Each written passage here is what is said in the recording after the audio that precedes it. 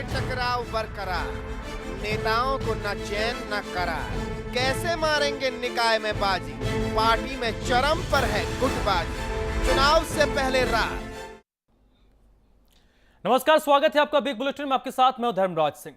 निकाय चुनाव के लिए प्रदेश की सियासत में गर्माहट अब दिखने लगी है, लेकिन चुनाव से ठीक पहले बीजेपी के अंदर असंतोष लगातार बढ़ता जा रहा है। चाहे पार्टी की बात करें या फिर सरकार के अंदर का हाल बयां करें, असंतोष दोनों जगहों पर है। क्या यह हालात निकाय चुनाव के लिहाज से पार्टी के हित में है? बिग बुलेटिन में आज हम इसी मुद्दे पर चर्चा करेंगे। चर्चा की शुरुआत करें उससे पहले आप ये रिपोर्ट देखिए।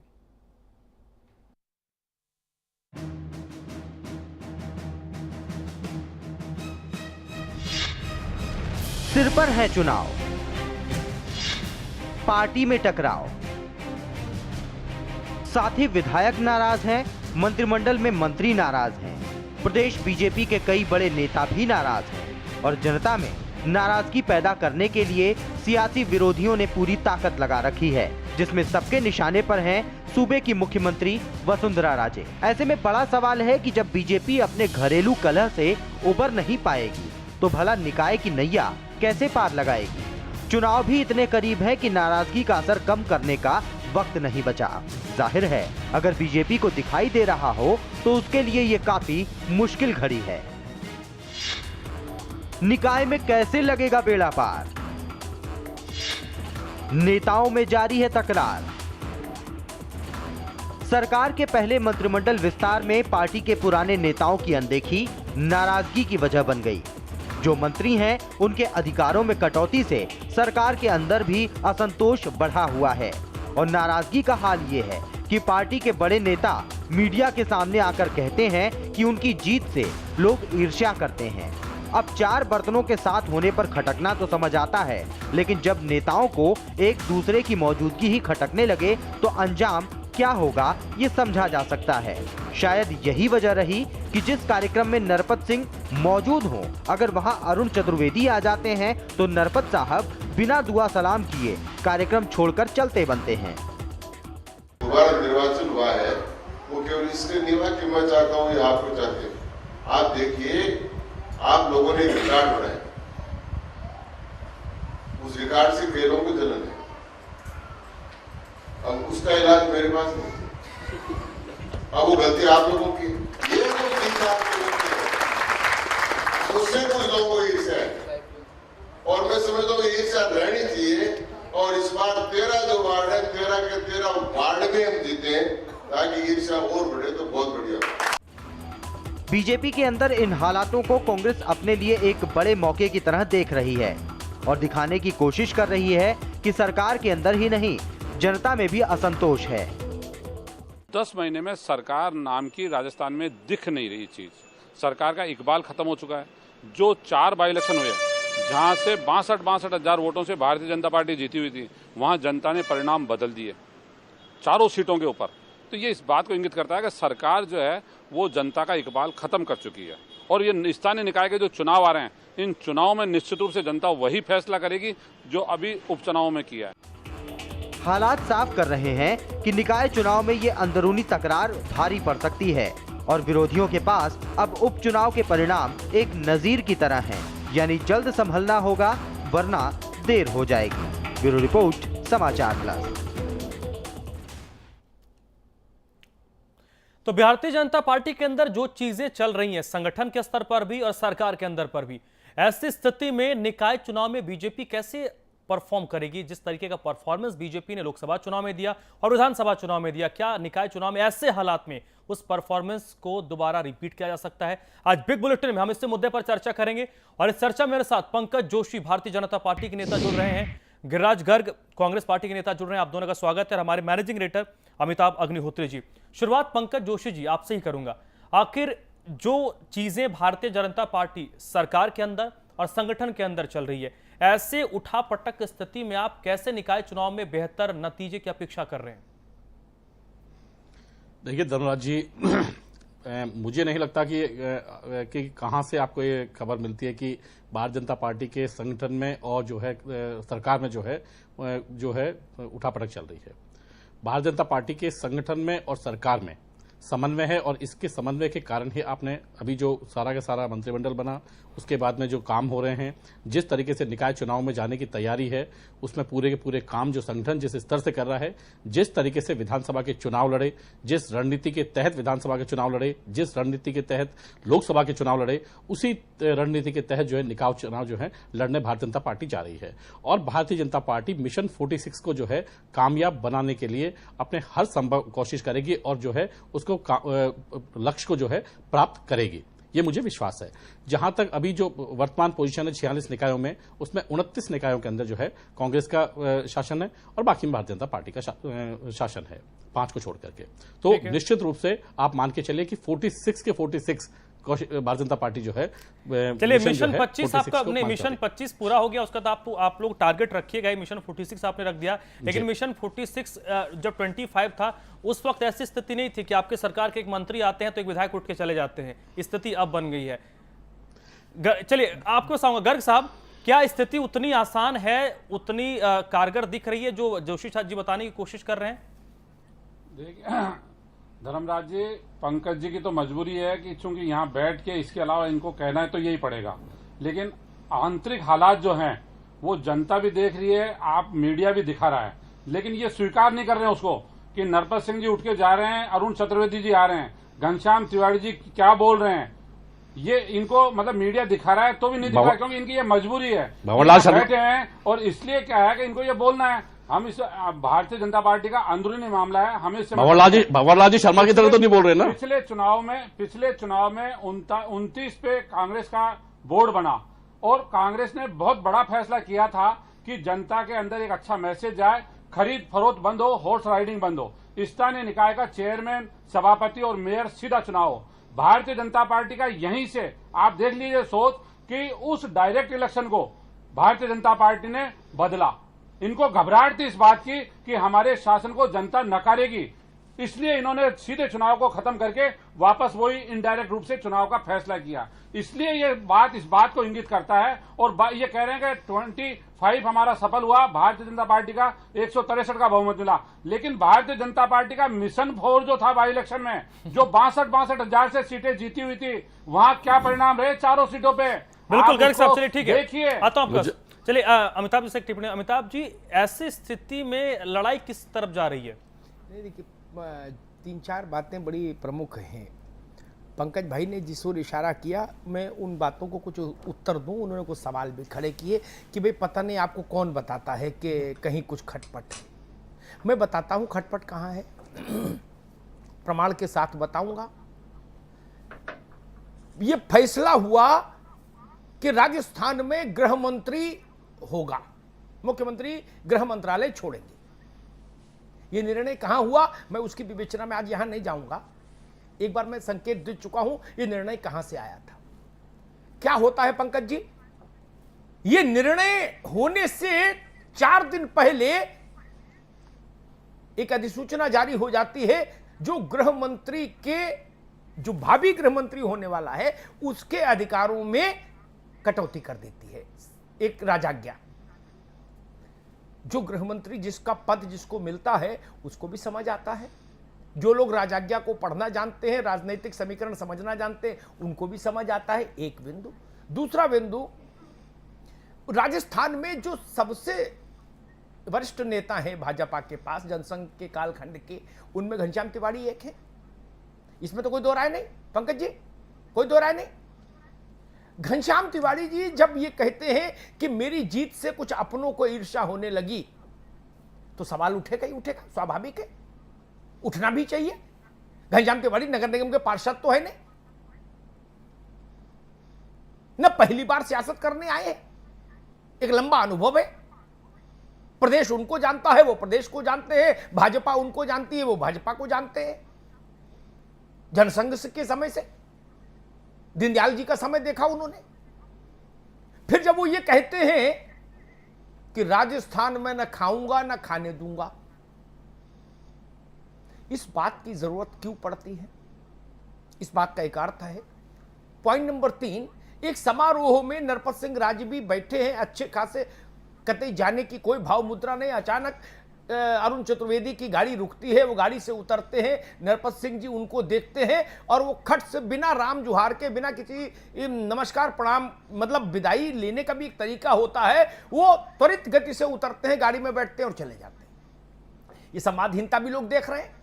इसलिए अब ये तो कभी मत कहिएगा कि ये कौन बता रहा है खबरें, भाजपा में सब अच्छा है, ये मत कहिएगा।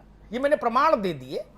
अब वो नोटिफिकेशन तो यहाँ दिखाने की जरूरत नहीं ना कि क्या कर्टेलमेंट हुआ होम मिनिस्टर की पावर्स में, छोड़ दीजिए, वो तो गुलाब चंद कटारिया जी को पता ही लग गया कि क्या हुआ। खैर, दूसरी बात, आपने कहा कि जिस रणनीति से विधानसभा लड़ा और जीता, जिस रणनीति से लोकसभा लड़ा और जीता, अच्छी बात है, उसकी सराहना मैंने की कि जनता का भरोसा आपको मिला।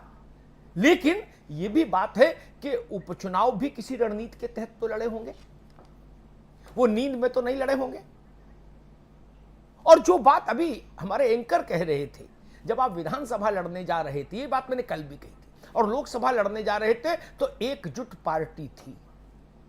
आज पार्टी एकजुट नहीं, इसी की तो बहस है, इसी पर तो बहस है। आपको राजस्थान की जनता का भरोसा हासिल है, इस पर तो कोई बहस ही नहीं, स्वाभाविक है, हासिल है, जनादेश है आपके पास। लेकिन जब आपने जनादेश पाया तो आपकी पार्टी एकजुट थी, सामूहिक नेतृत्व था। आज वो परिस्थिति नहीं है ना। आज तो अपनी अपनी ढपली और अपना अपना राज। उन परिस्थितियों में जब सेना एकजुट नहीं हो, सेना में मनभेद हो जाए, मतभेद हो जाए, टकराव हो जाए, तो परिणाम पर शंका उठती है। सिर्फ इतना सा विषय था पंकज भाई, आप इसको दूसरी दिशा में ले गए। मैं ये नहीं कह रहा कि कांग्रेस सारी निकाय चुनाव जीत लेगी, मैं इस भ्रम में भी नहीं। लेकिन आप कांग्रेस अपने अच्छे से कुछ परिणाम पाए या नहीं पाए, लेकिन आपके घर में जो चल रहा है उससे कांग्रेस निश्चित तौर पर लाभान्वित होगी, ये बात आप लिख लीजिए। क्योंकि तीसरा तो कोई है ही नहीं राजस्थान में। आप गलती करोगे कांग्रेस लाभ पाएगी, कांग्रेस गलती करेगी बाय डिफॉल्ट आप लाभ पाएंगे। इसमें तो कोई विवाद नहीं ना। इस थ्योरी में, राजस्थान में यह थ्योरी तो सब पर लागू है।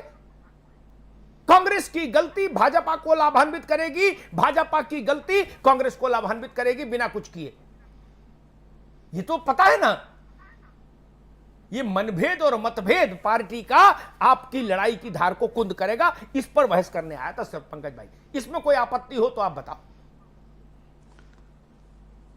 जोशी जी, देखिए अमिताभ भाई, आपने जो कहा ना कि ये जो परिणाम जो होंगे, अभी जो आप रिपोर्ट दिखा रहे थे उसमें घनश्याम तिवारी जी ने भी एक शब्द कहा कि 13 वार्ड हैं और 13 के 13 वार्ड जो हैं वो भारतीय जनता पार्टी को जीतने हैं, यहां से जीत के जाना है। तो ये जीत जितनी भी आएगी, चाहे किसी भी नेता के रूप में आए, तो आएगी तो भारतीय जनता पार्टी के खाते में या अलग अलग जाएंगी, पहली बात। दूसरी बात जो आपने कहा कि पार्टी के अंदर आज भी जो है वही अनुशासन कायम है जिस अनुशासन के लिए पार्टी जानी जाती है। और ये जो आपने कहा कि ना खाने, जो उनके वर्ड्स थे, ना खाऊंगा ना खाने दूंगा, ये तो माननीय मोदी जी ने जो है ऊपर से लेकर के सब कार्यकर्ताओं को, बल्कि पूरे देश के लोगों को कहा कि ये जो शब्द हैं यही चलते रहेंगे तो ही भ्रष्टाचार का अंत हो पाएगा। तो ये शब्द तो उन्होंने उनके जो है कोट किए हैं। तो ये जो चीजें हैं कहीं ना कहीं, पंकज जी उन्होंने इसके आगे भी कहा था। अब मैं पूरा भाषण घनश्याम तिवारी का कोट करूं ठीक नहीं है। तिवारी जी ने यह भी कहा था कि भाई अपनी जिम्मेदारी सांगानेर तक, बाकी बड़े लोग जाने, यहां जिता दो ताकि कहने की बात नहीं हो और लोगों की जलन थोड़ी और बढ़ जाए, बस और बढ़ जाए। तो ये भाव ये भी कहा घनश्याम तिवारी जी ने। ये जान लीजिए, केवल ये नहीं, हमको बिटवीन द लाइंस पढ़ना आता है। पंकज जी आप तो जानते हो, राजनीति कभी 2 और 2 4 होती है क्या? कभी 2 और 2 3 होती है, कभी 2 और 2 16 होती है, कभी 2 और 2 32 हो जाती है। सियासत कभी 2 और 2 4 नहीं होती। जो कहा नहीं, एक शेर था शायद बशीर बद्र साहब का कि मुझे इश्तिहार सी लगती हैं ये मोहब्बतों की कहानियां, मुझे इश्तिहार सी लगती हैं ये मोहब्बतों की कहानियां। जो कहा नहीं वो सुना करो, जो सुना नहीं वो कहा करो। सियासत में यही होता है, जो कहा नहीं वो सुना जाता है और जो सुना जाता है वो कहा नहीं जाता। जोशी जी, पंकज जोशी जी, आखिरकार ये बताइए कि आपने एक चीज कोट कर लिया कि उन्होंने जिस भाषण में कहा कि 13 के 13 सीटें जीतनी है, वहीं पर उन्होंने ये भी कहा कि मैंने जो रिकॉर्ड जीत हासिल की है उससे मेरे कुछ ईर्ष्या करते हैं, अपने लोग ईर्ष्या करते हैं। तो आप एक बात को एक्सेप्ट करते हैं, दूसरे बात को नकार देते हैं, ऐसा क्यों? नहीं, देखिए ये चीज तो देखिए मार्क्स वाली बात है कि भाई जो आदमी सबसे ज्यादा जीतेगा तो दूसरा कंपटीशन तो करेगा ही करेगा। ये फेयर कंपटीशन है पार्टी के अंदर, इसमें कहा कोई मेरे ख्याल में किसी आदमी को महत्व तो होने चाहिए, पहली चीज तो। दूसरा जो अभी जो सारी जो चीजें चल रही हैं, जिस तरीके का जो है आप पूरा देखेंगे तो मुझे तो नहीं लगता कि इसमें कोई ऐसी चीज होनी चाहिए। उन्होंने कहा कि मेरी जिम्मेदारी 13 वार्ड तक, तो 13 वार्ड तक की जिम्मेदारी ही तो बेसिकली एक विधायक को लेनी है। अगर मैं कामयाब होता हूं तो मेरे जो बड़े भाई हैं या जो मेरा छोटा भाई है, एक बात पंकज जी के, फिर जोशी जी, फिर गिरिराज जी के पास जाएंगे।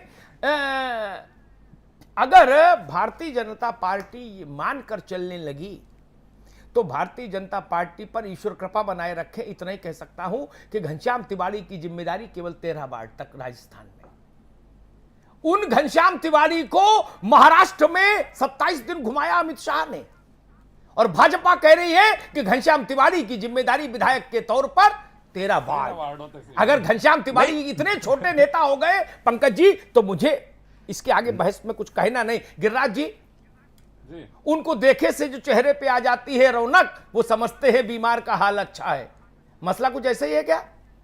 बिल्कुल ठीक है साहब, बिल्कुल ठीक है अमिताभ जी, कि जिस घनश्याम तिवारी को एक 13 वार्डों तक सीमित किया जा रहा है, इतने बड़े कद के व्यक्ति को, जहां राष्ट्रीय नेतृत्व राजस्थान के नेताओं ने सूची नहीं भेजी, उसमें उनका नाम नहीं था, उसके बावजूद राजस्थान के 10 नेताओं को नरेंद्र मोदी जी, अमित शाह महाराष्ट्र में बुला रहे हैं, और पंकज जी ये कह रहे हैं कि एक विधायक की जिम्मेवारी घनश्याम तिवारी जी की 13 वार्डों तक सीमित थी। उन्होंने जो कहा कि 13 वार्ड जिता के भेजने हैं, वो तो इन्होंने देख लिया, लेकिन उसके आगे जो उन्होंने कहा कि ताकि मेरे खिलाफ जो ईर्ष्या है वो और ज्यादा बढ़नी चाहिए, जलन और ज्यादा बढ़नी चाहिए, वो पंकज जी ने नहीं सुनी उनकी आवाज। ये दुर्भाग्य है भारतीय जनता पार्टी का। लेकिन निश्चित रूप से पिछले चुनाव से जो स्थानीय निकाय के चुनाव थे, 29 पे कांग्रेस का बोर्ड बना था, और निश्चित रूप से आने वाले स्थानीय चुनाव में भारतीय जनता पार्टी का 11 महीने का जो शासनकाल है, उस 11 महीने के शासनकाल को देख के ही जनता वोट देगी। और एक बात और कहना चाहता हूं, अमिताभ भाई 29 वार्ड बचा के ले गए ना, 29 वार्ड बचा के ले गए तो राजनीति छोड़ दूंगा। आज फिर कह रहा हूं आपको, आप जो बात कर रहे हैं, बहस का सुनिए, आप सुनिए, आइए पंकज जोशी 29 वार्ड को बता देंगे आपको, 29 जीत के देख लीजिएगा। हाँ, नहीं समय नहीं, हम बता रहे ना आपको। और ठीक है, बोल लीजिए, कार्यकर्ताओं की ताकत है ये। जोशी जी, गठन किया ना, ये भी संवैधानिक मजबूरी आ गई थी कि 15 नवंबर के बाद बहुत बड़ा संकट खड़ा हो जाता, इसलिए इनको मंत्रिमंडल बनाना पड़ा, वरना मंत्रिमंडल का गठन भी अभी करने की कोई नीयत नहीं थी। अच्छा ठीक है गिरिराज भाई, अमिताभ भाई ये भी मजबूरी थी, देश बिगड़ गया था, इसलिए शासन लिया हमने केंद्र का। खड़ा हो जाता जी, इसलिए पंकज जी, मजबूरी में एक सवाल पड़ा। गिरिराज भाई, ठीक है, एक सवाल पंकज जी, 10 महीने से जो व्यवस्था चल रही थी गृह मंत्रालय में, है, उस गृह मंत्रालय में व्यवस्था का परिवर्तन, अधिकारों का परिवर्तन गुलाबचंद कटारिया को गृह मंत्रालय सौंपने से ठीक पहले क्यों हुआ? इसके पीछे का औचित्य पंकज जी? वो देखिए अमिताभ भाई, मैं एक चीज बड़ा जो है सौम्य तरीके से कहना चाहता हूं कि जो चीजें हैं, देखिए जिस टीम के आप कप्तान को खेलने भेजते हैं, उसके बाद ये कहते हैं कि नहीं कप्तान की तो चलने नहीं दूंगा और सिलेक्शन मैं करूंगा, तो उस टीम के हालत क्या होगी आप बताएं। दूसरी जो चीज थी कि भाई आज जो गवर्नेंस की देने की बात है, जिसको गवर्नेंस देनी है, माननीय मुख्यमंत्री महोदय ने जिस तरीके का काम किया है और जिस तरीके का वर्किंग की है, मैं कह रहा हूं गवर्नेंस की गारंटी आप हमेशा बार बार इसी चैनल पे मांगते हैं कि साहब आपकी गवर्नेंस की गारंटी क्या है। आप किसी मंत्री से थोड़ी मांगते हैं, आप तो मुखिया से मांगते हैं ना। तो जब आज जो चीजें सामने आ रही है, उस चीज में देखिए कहीं ना कहीं जो पूरा ढांचा बनाया जा रहा है, कैसे चलानी है, कैसे क्या करनी है, ये तो उनकी विशेषाधिकार है। बात है। अच्छा पंकज जी, दो बातें साहब, मैं इस बात से हमेशा सहमत हूं कि जिम्मेदारी मुखिया की और उसको अधिकार मिलना चाहिए, एक, और दूसरी बात मैं इस बात से पूरी तरह सहमत हूं कि तकनीकी तौर पर मुख्यमंत्री को विशेषाधिकार होते हैं, दोनों बातों से सहमत हूं। लेकिन फिर लेकिन लगाता हूं, लेकिन वाजपेयी की सरकार में प्रधानमंत्री को वही अधिकार हासिल थे जो जवाहरलाल को हासिल थे, इंदिरा गांधी को हासिल थे। लेकिन शिवसेना का मिनिस्टर कौन होगा वाजपेयी तय नहीं करते थे, बाला साहब पोस्ट कार्ड पर नाम लिख के भेजते थे, करुणानिधि डीएमके का लिख के भेजते थे, उसमें संविधान क्या कर लेगा, ये तो सरकार गिर जाती। ये व्यवहारिक सच ये होता है। मैं सिर्फ एक सवाल पूछ रहा हूं आपसे, क्या उन अधिकारों के साथ, जिन अधिकारों के साथ गृह मंत्रालय पूर्व में था, अगर गुलाबचंद कटारिया जी के पास आता तो क्या ऐसा लग रहा था कि गुलाब चंद कटारिया उतने योग्य नहीं है कि उतने बड़े अधिकारों के साथ मंत्रालय संभाल पाए, इसलिए उसके अधिकार थोड़े कम करके इनको दिया जाए? पंकज जी। नहीं, देखिए अमिताभ भाई, मैंने आपको कहा ना कि 160 के 160 योग्य हैं। टोटल 160 के 160 अयोग्य तो है नहीं जिसको जनता ने चुना है। सबको जनता ने सेम वैल्यू के मतों से जिताया है। और उसके बाद भी कभी हम ये कहते हैं कि नहीं ये योग्य आदमी है, इसको तो आना चाहिए मंत्रिमंडल में, इसको जो है ये जूनियर है, इसको नहीं आना चाहिए। देखिए कहीं ना कहीं जो दोनों चीजें हैं कि आपने कहा ना कि मैंने एक चीज बहुत साफ से कहा कि जो चीजें हैं योग्य है, सब कुछ है, लेकिन एडमिनिस्ट्रेशन कैसे चलाना है, एडमिनिस्ट्रेशन की पकड़ कैसे करनी है, कौन से दायित्व को कौन निर्भर करेगा, कौन क्या काम करेगा, कितना उसके पास काम रहेगा, क्या चीजें रहेंगी उस मंत्रालय में, कितने कितने काम होंगे, ये काम जो है, ये काम देखने का काम जो है माननीय मुख्यमंत्री महोदय का। और मुख्यमंत्री जी ने जो काम किए, मेरे ख्याल में उनको जो उचित लगा वो उन्होंने काम कर दिए। चलिए गिरिराज साहब। धर्मराज जी, पंकज जी ने जो अमिताभ जी ने प्रश्न पूछा उसका जवाब नहीं दिया। गृह मंत्रालय के अलावा जो जितने विभाग मुख्यमंत्री जी ने बांटे, क्या किसी मंत्री के पावर कम किए गए? क्या कोई अध्यादेश जारी करके उनके अंदर कटौती की गई? खाली गृह विभाग के अंदर ये कार्य किया गया। और पंकज जी कह रहे हैं कि गृह विभाग जो है वो मुख्यमंत्री का विशेष अधिकार है। विशेष सारे अधिकार हैं विशेष अधिकार, लेकिन बाकी के जो डिपार्टमेंट है उनके अंदर इस तरह की प्रक्रिया क्यों नहीं अपनाई गई? प्रश्न इस बात का है कि गृह मंत्री फिर उनको क्यों बनाया गया और क्यों उनके अधिकारों की कटौती की गई? साहब नहीं धर्मराज जी, ये तो कंप्यूटर से चलाना चाहते हैं सरकार को। अमिताभ जी जो कह रहे हैं वो बात बिल्कुल। गर्ग साहब, पंकज जोशी जी आपने टीम की बात कही, आप भी क्रिकेट देखते होंगे। 3-4 साल पहले टीम इंडिया में टॉप ऑर्डर में बड़ा क्लेश था। टीम किस तरीके से हार रही थी आपने देखा होगा। यहां पर जिस तरीके से भारतीय जनता पार्टी की राजस्थान टीम के ऊपरी स्तर पर टकराव की स्थिति है, आप मैच में जाने से पहले अब तो कांग्रेस पार्टी को वॉकओवर दे रहे हैं। नहीं, वॉकओवर नहीं धर्मराज जी, बिल्कुल वॉकओवर नहीं है। जो पार्टी के लोग हैं, आप देखिएगा कि जो जिस तरह की टीम आई है, निश्चित रूप से जो है पूरी सीरीज जीत करके आपको दिखाएगी। यह मैं आपको जो है विश्वास से कह सकता हूं आज। चलिए ठीक है, आपकी विश्वास अभी आने वाला ये तो मैच अभी हो रहा है 22 तारीख को ही। 22 तारीख को पहला मैच तो 22 तारीख को ही है, उसी में देखेगा आप तो। चलिए ठीक है, मैच के नतीजों के बाद हम फिर बात करेंगे। चलिए वक्त हमारा खत्म हो गया। अमिताभ जी, संपादकीय टिप्पणी। पंकज जी देखिए, सवाल मेरा वहीं खड़ा है। कुछ चीजें बड़ी ही ऑब्वियस होती हैं, वो उत्तर की दरकार करती हैं, वो जाती नहीं, पीछा नहीं छोड़ती। जैसे एक किसी स्कूल के प्रिंसिपल पद का प्रभार जिला विद्यालय निरीक्षक अपने पास रखे हो, समझिएगा मेरी बात, ठीक? फिर किसी कारण से, उस कारण की विवेचना में नहीं जाता, ये तय हो जाए कि भाई नहीं इस स्कूल में प्रिंसिपल अपॉइंट करना है, जिला विद्यालय निरीक्षक इसको नहीं रखेंगे अधिकार में, अपने अतिरिक्त प्रभार में। उसी रात, कल सुबह अगर वो प्रिंसिपल अपॉइंट होना, उसी रात एक नोटिफिकेशन जारी कर दें जिला विद्यालय निरीक्षक कि एडमिशन, भर्ती, टीसी, प्रमोशन, लैया चना बांटना, मिड डे मील, फला फला, ये सब अधिकार इनके पास नहीं रहेंगे और पंकज जोशी प्रधानाचार्य नियुक्त किए जाते हैं। तो सवाल उठेगा ना फिर तो, अगर पंकज जोशी योग्य नहीं तो फिर प्रधानाचार्य क्यों नियुक्त किए गए? और अगर योग्य हैं तो जस की तस उसी मंत्रालय को क्यों नहीं सौंप दिया गया? अगर योग्य हैं तो जस की तस स्कूल क्यों नहीं सौंपा गया? सामान्यतः जितने अधिकार प्राचार्य के पास रहना चाहिए उतने अधिकारों के साथ। यह सवाल उठ रहा है आपके प्रदेश में। मैं कोई अपने घर से थोड़े ना सवाल लाता हूं। कबीरा खड़ा बाजार में सबकी मांगे, खैर मुझे क्या फर्क पड़ता है, आप सबके अधिकार काट लो, सबको अधिकार दे दो, उससे मेरे ऊपर व्यक्तिगत कोई असर नहीं ना मैं प्रभावित हूं। लेकिन जनता ये सवाल पूछ रही, कार्यकर्ताओं में इस बात है। अगर गुलाबचंद कटारिया योग्य नहीं थे तो उनको गृह मंत्रालय मिलना नहीं चाहिए था, और अगर योग्य थे तो नख और दंत के विहीन गृह मंत्रालय का कोई अर्थ नहीं। गृह मंत्रालय बंजर भूमि विकास नहीं ना, गृह मंत्रालय में तो सारा खेल ही शक्ति का है। वो शक्ति और वो इकबाल कहां से आएगा, कैसे आएगा? गृह मंत्री का इकबाल कैसे बनेगा? अधिकारी गृह मंत्री के इकबाल को कैसे स्वीकार करेंगे? इस बात का उत्तर मैं नहीं खोज पा रहा। गुलाब जी ने खोज लिया हो तो अच्छी बात है, मैं तो नहीं खोज पाया। चाणक्य ने कहा कि अगर राजा के पास दंड और पुरस्कार की शक्ति नहीं तो राजा श्रीहीन हो जाता है। तो गृह मंत्री के पास अगर ये दो ताकत नहीं, तब फिर तो गृह मंत्री का कोई अर्थ नहीं ना। तब तो होम सेक्रेटरी के बराबर हो जाएगा होम मिनिस्टर भी। ये सवाल है। और फिर क्यों? इसका कोई जस्टिफिकेशन भी होना चाहिए लोकतंत्र में। लोकतंत्र में तो हर निर्णय का कोई जस्टिफिकेशन आना चाहिए।